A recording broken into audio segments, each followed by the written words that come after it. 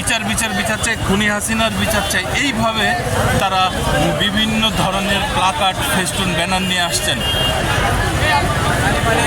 আপনারা দেখছেন শাহবাগে যে লাখ লাখ জামাতের নেতাকর্মী সবাই এই শাহবাগে জড়ো হয়েছে।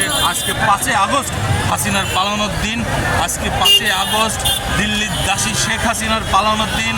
আজকে 5 আগস্ট 1 বছর পূর্তি উপলক্ষে বিশাল বিশাল জনসভা, প্রোগ্রাম সব কিছু হচ্ছে। এবং আজকে এই দিনে গত বছর শেখ হাসিনা এই বাংলাদেশ থেকে তার দলবল নিয়ে সব নিয়ে সে পালিয়ে চলে গেছিল।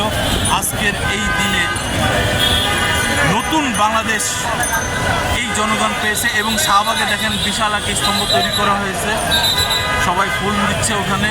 স্তম্ভটা গত রাত্রে তৈরি হয়েছে, খুব সুন্দর হয়েছে। এবং জামাত ইসলামের যে বিভিন্ন ধরনের নেতাকর্মী আজকে এইখানে শাহবাগে হাজির হয়েছে, এটা আসলে দেখার মতো। এত মানুষ, এত লাখ লাখ জামাতের নেতাকর্মীরা একসাথে বহুদিন পর, দীর্ঘ 17 বছর পরে এই শাহবাগে জড়ো হয়েছে। এটা আসলে দেখার মতো।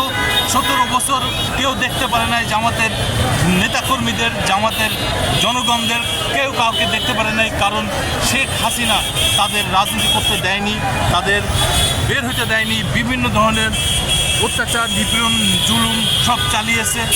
সেই জামাত ইসলাম আজকে 5 আগস্ট যে বড় মিছিল করেছে, মিটিং করেছে, দেখার মতো।